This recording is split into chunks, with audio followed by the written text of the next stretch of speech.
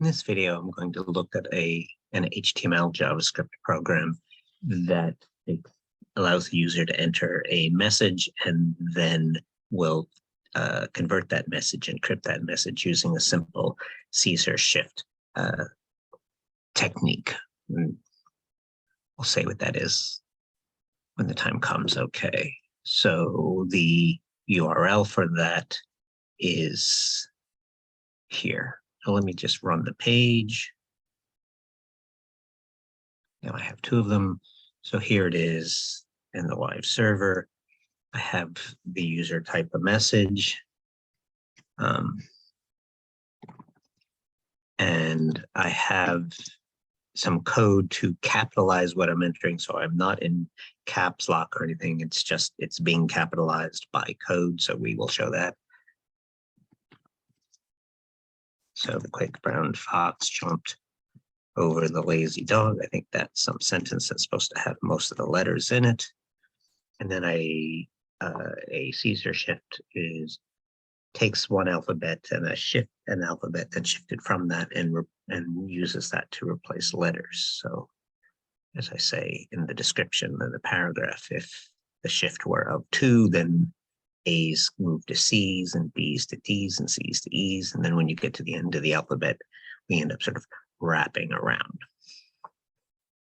So let's take a Caesar shift of, I don't know, 3. And then, so the T and the, we went from T to U, T to U, U to V, V to W, that was 3 shifts. And the E in the went from E to F, F to G, G to H. And then here we see in the lazy dog, the Z became the C, the Y became a B, and something became an A. The X in Fox became an A. So Fox went to IRA, so that was fun. Okay, so that is the idea. And then if they change what's in this box, it clears it out. If we if we shift but change the amount that we're going to shift by, so I can, if I shift by a large amount, it's almost like shifting in the opposite direction because of the way it cycles. So a shift of 24 is almost like a reverse shift of 2. So G went back to F, went back to E. Okay, so this is the game. All right, and again, here's the code. If you want it, title, here's my bit of style, not much. Background, I chose a purple background, and then that forced me down here. I had a hyperlink on the page for the Wikipedia for a Caesar shift, and the default visited hyperlink styling was a sort of purple and almost disappeared on my background of purple. So I had to restyle the visited state or pseudo state or whatever it is of the visited hyperlink.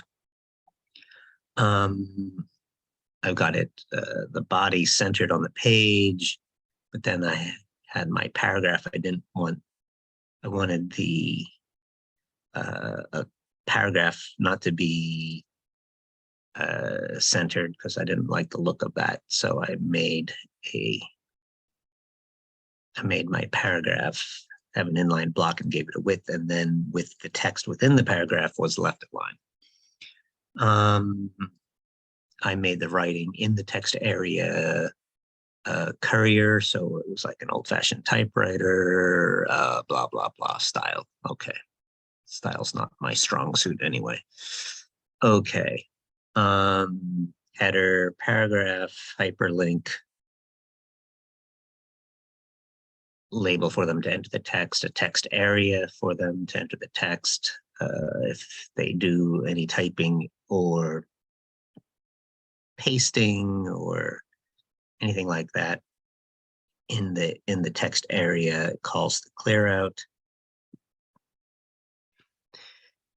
The clear out, here's the actual clearing out of clear out 111, making the value of the encrypted or what I called the result quote. So that's the clearing out of the message. But the line above, I'm taking whatever they typed, document get element by ID, TA message, dot value.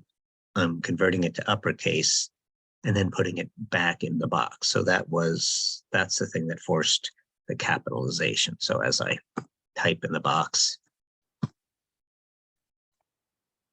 it is all capital, even if I'm not shifting or hitting cap lock. Okay. And, here's my select, and I have no options. So I'm adding the options, which are the numbers, the amount that you can shift by, which is between 1 and 25. And that was those options are being loaded up dynamically. Oops. Excuse me, sorry for that. So they were being loaded up dynamically. Let me show that code. So I have that here in the script area, which is at the end of my body. And so having code that's not in a function it gets executed after the page loads. So it's sort of effectively like a body on load. So I'm looping from 1 up to, but not including 26, going up by ones. I'm creating an option element. I am giving the value, what I'm going to use behind the scenes, just the regular old counting variable. I'm going to make the text of the option also that variable. So I'm going to, what I show the user and what I use behind the scenes are the same thing in this case. And then I append that option to my select.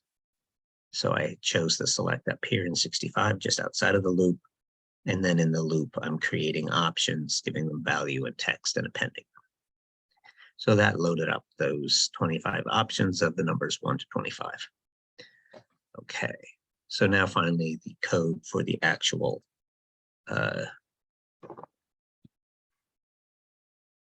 shifting. And what am I doing? I'm getting the message. If the message was blank, then I'm going to sort of yell and put the cursor in focus. So give the text area the focus, put the cursor in there and return and not do anything else. And I could probably do, see if there's any white space at the beginning or the end and do some of that first before I see if there's the message is blank, but I didn't do that. So they could have something, but that is just white space, and my code won't detect that and will run through this loop. Okay, so now I have a message, presumably that I'm ready to shift. So I should find out the amount of the shift by going to the select, getting its value, parsing it as an int just in case.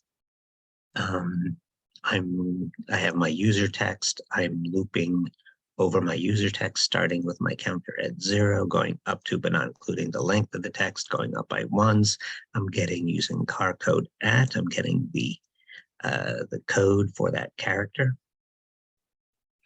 And I'm only going to encrypt letters. I'm only going to do this shifting. I'm only going to do the Caesar shifting for letters. So if I'm between the range of 65 and 90, that is a capital A, that is a capital Z, then that's when I will do my shifting. So here's my if to make sure I'm in that range. Remember that a range is really 2 conditions combined by a Boolean and. So if it's true that ASCII is, if I read this backwards, ASCII greater than or equal to 65, and the ASCII is less than or equal to 90, if I'm in that range, then I'm going to shift. So plus equal, take what I already have and shift it by the amount specified by the user. And then I have to do that wrapping around. So if I got to be bigger than a Z, if I got to be greater than 90, then I'm going to subtract 26, and that will bring me back around to the beginning of that alphabet of capital letters. Okay.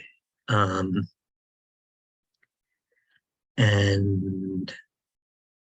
So that was my shifting, and now I'm still in my loop that this 100 is the end of my if.